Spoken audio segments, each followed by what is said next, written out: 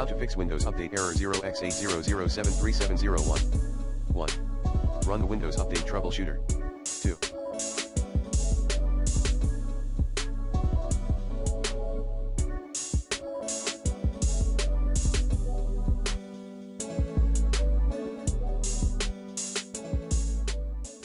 Run both System File Checker and ISM tool as admin.